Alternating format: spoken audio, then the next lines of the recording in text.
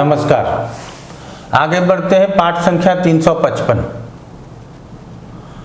और तुला लग्न में सूर्य का ही फल समझना है। और आज हम लोग 9वें, 10वें, 11वें और 12वें भाव में सूर्य हो तो क्या रिजल्ट होगा उसको समझने का प्रयास करेंगे।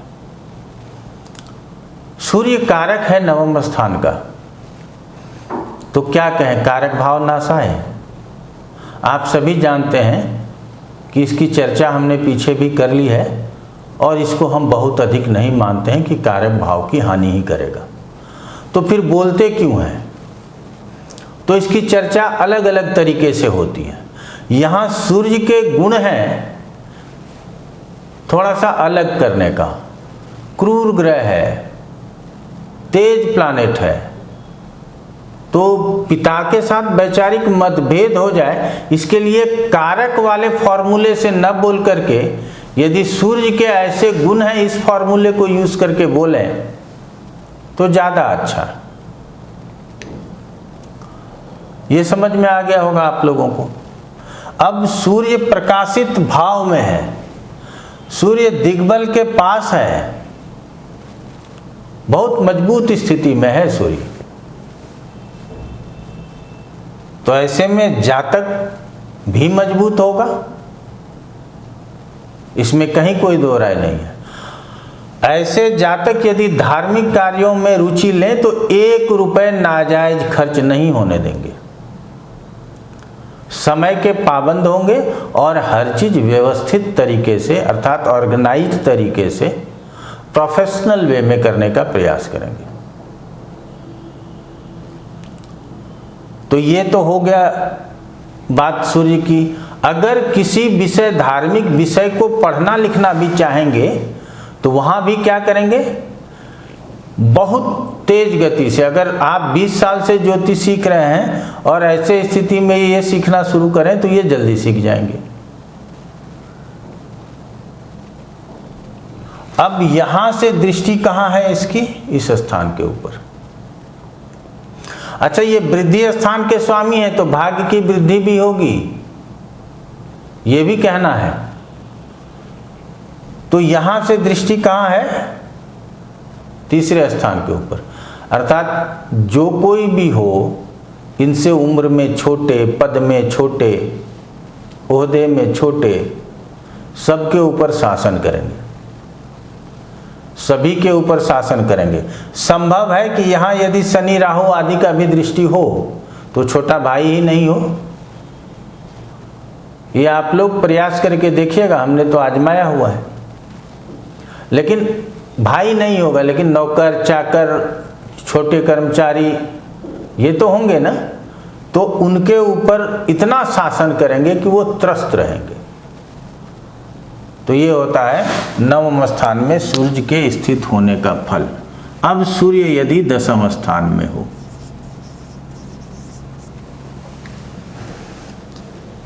सभी जानते हैं कि 10वें स्थान में सूर्य दिग्बली होता है और जिसके सूर्य 10वें स्थान में होते हैं उसका जन्म दोपहर 12 बजे के आसपास का होता है। ये सब आप लोग चेक करते रह सकते हैं, कोई दिक्कत नहीं है। अब कहेंगे कि क्या लाभ का स्वामी अपने से 12वें स्थान में गया है तो लाभ की हानि बता दें? नहीं, हम आपको बताएंगे कि ये द्वादश वाला फॉर्मूला कहाँ कहाँ अधिक लगता है और कहाँ कहाँ कम लगता है। अब लाभेश 10th में है अर्थात वृद्धि स्थान का स्वामी कर्म स्थान में है, तो एक तो सूर्य यहाँ दिग्बली होता है। सबसे बलवान यदि सूर्य कहीं दिखता है तो 10वें स्थान में दिखता है। सूर्य बलवान भी होगा, साथ में कर्मठ भी होगा, अपने क्षेत्र में कंप्लीट अनुशासन के साथ काम करेगा, एक भी काम ऊपर नीचे नहीं हो सकता है।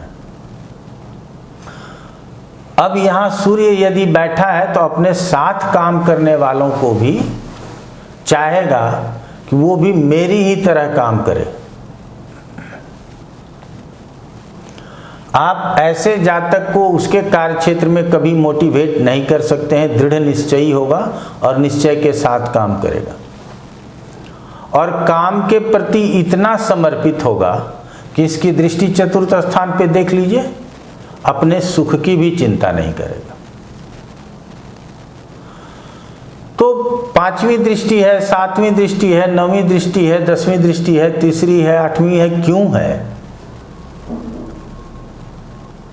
और हम हमेशा इस विषय को आप लोगों को कहीं ना कहीं इसका जिक्र करते रहते हैं कि ये स्थिति में उसके गुण इस तरह से जागृत होंगे कि वो इस सुख को भूला रहेगा। ऐसे जातक के पास बहुत गाड़ियां हो सकती हैं, लेकिन उसको गाड़ी का सुख लेने का समय नहीं हो सकता। तो बहुत सारी ऐसी बातें हैं जिसको यदि आप ध्यान से समझने का प्रयास कीजिएगा तो आपके लिए बहुत अच्छा रहेगा। सूर्य लाभ स्थान में हो,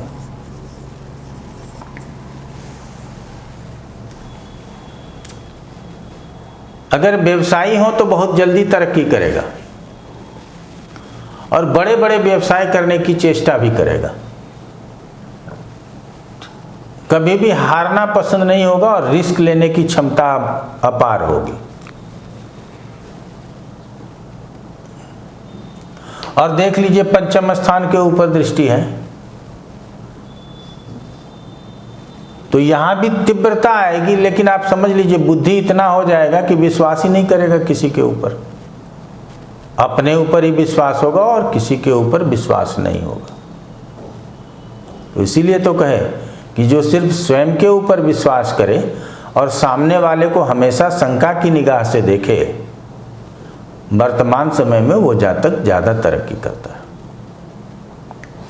सूर्य एकादश में हो और दशा अंतरदशा में आ गया हो तो उस समय आपको राष्ट्रपति अवार्ड मिल जाए या कोई पुरस्कार मिल जाए, पदोन्नति मिल जाए, मान सम्मान मिल जाए, इसकी संभावना बहुत अधिक होती है। क्योंकि एक तो लाभेश है और लाभ स्थान में ही है और उसी की अंतरदशा आ गई। और कहीं भी गुरु से यदि दृष्ट हो जाए तो ये नहीं कहिएगा तृतीय षष्ठेश गुरु है। आगे जब गुरु पढ़ाएंगे तो आप लोगों को समझ में आएगा ही। तो समझ लीजिए कि उस समय तो सबसे अच्छा वाला जो पुरस्कार है, फर्स्ट आने का जो पुरस्कार है, वो प्राप्त हो सकता है। तो यहां सिर्फ हमको सूर्य के गुण स्वरूप से ही रिजल्ट कह दें ये जरूरी नहीं है। जिस स्थान में बैठा है उसके अनुकूल रिजल्ट कहने का प्रयास करें और जिस स्थान को देख रहा है उस स्थान के ऊपर क्या प्रभाव डालेगा, अगर उसको भी हम रिजल्ट में यदि कंट्रोल कर सकें तो फिर रिजल्ट 100% हमारा सच हो सकता है, ऐसा मेरा मानना है। अब सूर्य द्वादश में, तो अष्टम और द्वादश में तो चाहे शुभ ग्रह हो या अशुभ ग्रह हो, किसी का भी जाना अच्छा नहीं। तो यहाँ लाभेश द्वादश चला गया है। यदि जातक विदेश चला गया कमाने के लिए तब तो ठीक है, ऐसे में जा सकते हैं, इसकी चर्चा भी अलग से करते हैं। अब द्वादश स्थान में गया तो द्वादश स्थान का भी नुकसान करेगा या पहले वृद्धि करेगा? क्योंकि पहले तो ये वृद्धि करने वाला है, एकादशेश भी है और सूर्य है, तेज है। लेकिन क्या उस कार्य को पूर्णता दे पाएगा, नहीं दे पाएगा? अर्थात इन टोटल यदि बात करें तो छठे और 12वें की भी हानि करेगा और खुद हानि स्थान में गया हुआ है तो लाभ की भी हानि होगी। बात को समझिएगा कि छठे और 12वें का तो भला हो नहीं रहा और स्वयं कहाँ का स्वामित्व रखता है? लाभ स्थान का। तो लाभ का भी हानि होगा। ऐसे में किसी की सूर्य की दशा आ रही हो, हमसे पूछे कि कोई बड़ा निवेश कर दें तो हम कहेंगे रुक जाओ भाई, मत करो यहाँ निवेश। और सूर्य के स्वयं के कारकत्वों की हानि होगी, अर्थात पिता से सहयोग मिलेगा कि नहीं मिलेगा। सरकार से सहयोग मिलेगा कि नहीं मिलेगा, बॉस से सहयोग मिलेगा कि नहीं मिलेगा, ये सब सोचना पड़ेगा। तो विषयों को सार्थकता पूर्वक कैसे समझें, इस विषय के ऊपर विशेष ध्यान रखना है। अब सारे ग्रहों को लिखने के बाद उदाहरण भी कराएंगे आगे, दशा अंतर्दशा गोचर का क्या फल होगा, ये सब यदि आपको बहुत जल्दी है